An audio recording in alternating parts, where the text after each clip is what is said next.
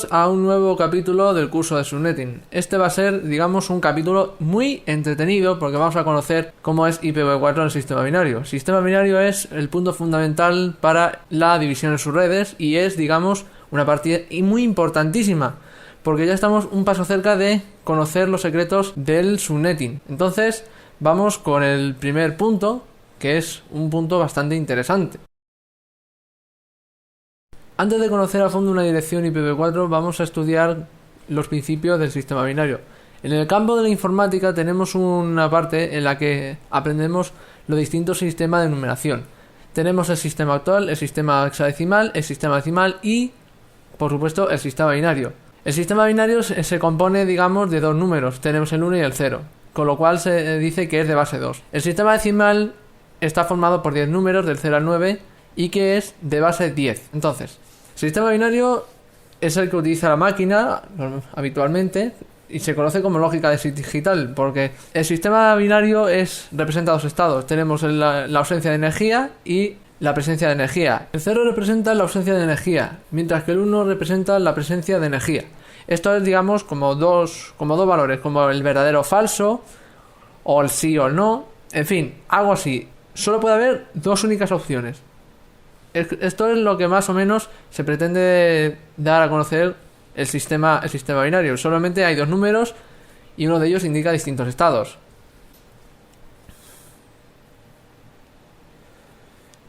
En el capítulo anterior vimos cómo era una dirección IPv4 en binario. Tenemos aquí una dirección de ejemplo en decimal, que es una 192.168.1.12. Y esta es, digamos, la versión en binario.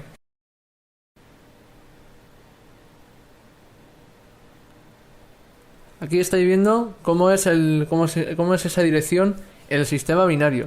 Veis que tenemos aquí los octetos. Todos estos que veis aquí son cada uno de los octetos de la dirección IPv4, que son 4 en total.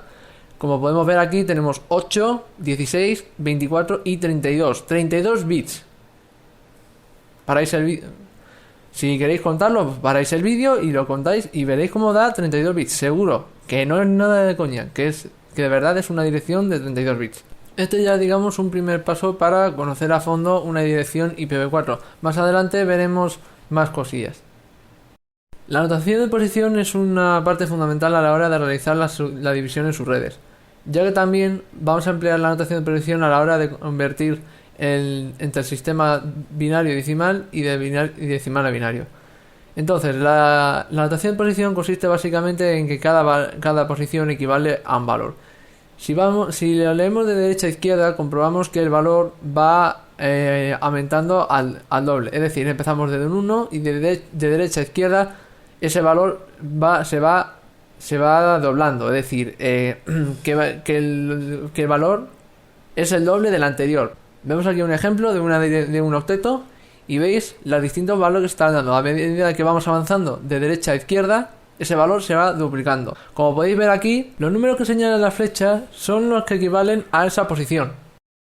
Y empezamos siempre desde el último valor hasta el primero. Entonces, tenemos por ejemplo la posición 0, la 1, la 2, 3, 4, 5, 6 y 7.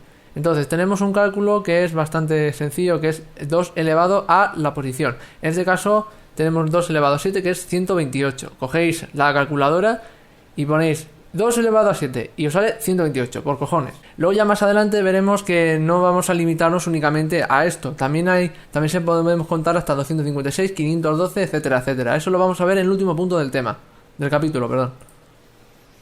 Nosotros cuando hacemos la conversión de decimal a binario normalmente dividimos entre dos el número decimal que queremos convertir a binario y en cada división obtenemos el cociente hasta que lleguemos a la última división en el que tendremos el cociente y el resto de las dos últimas posiciones del número binario. Aquí vemos un ejemplo de 192 a binario. ¿Veis?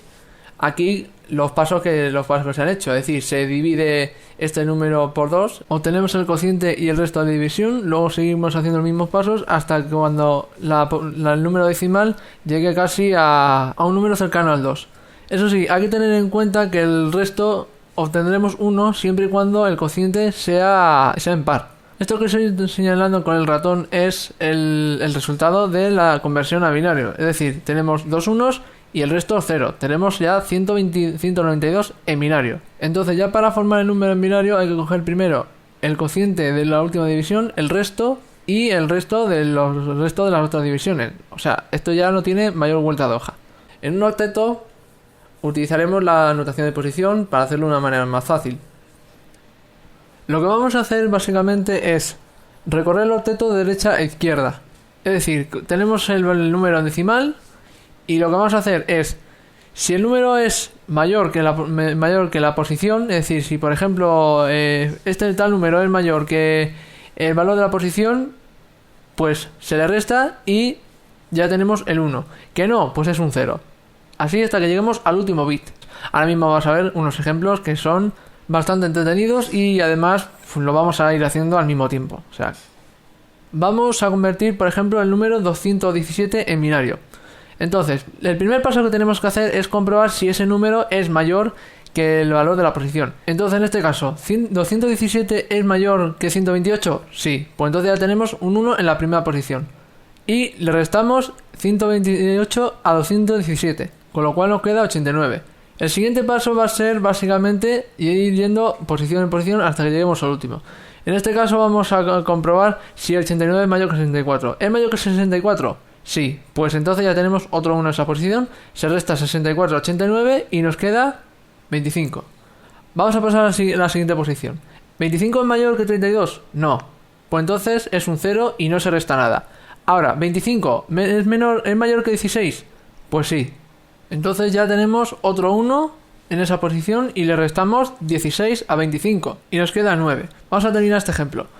¿9 es mayor que 8? Sí. Pues ya tenemos otro 1 en esa posición y restamos 8, con lo que nos queda 1 nada más. O sea, el resto ya 0, 0, 1. O sea, esto ya, como veis, esto no tiene mayor vuelta de hoja. ¿Qué os parece si sumamos las posiciones que se encuentran en los unos? A ver, 128 más 64, 192. Ahora, 192 más 16, 208. 208 más 8, 216. 216 y más 1, 217. Fijaros bien, 217, el mismo número que hemos utilizado. ¿No habéis visto cómo no es tan difícil? Pues ahora vamos a intentarlo con otro número y además ahora lo vamos a hacer un poquito más deprisa, porque tampoco nos vamos a enrollar demasiado. Venga, vamos ahora con el 85. Vamos allá. Recordéis los pasos que hemos seguido, ¿no? Es decir, cogemos el número que queremos convertir y comprobamos que si es mayor que la posición. ¿Qué es mayor que el valor de la posición? Pues es un 1. Que no, es un 0. Vamos a hacerlo muy deprisita. O sea, empezamos comprobando si 85 es mayor que 128. ¿Es mayor? No, pues es un 0. Ahora, ¿es mayor que 64? Sí es mayor. Pues entonces tenemos ahí un 1, se resta 64 a 85 y nos queda 21. Ahora, ¿21 mayor que 32? No, pues le tenemos otro 0. ¿21 mayor que 16? Sí, pues otro 1 y le restamos 16 a 21 y nos queda 5.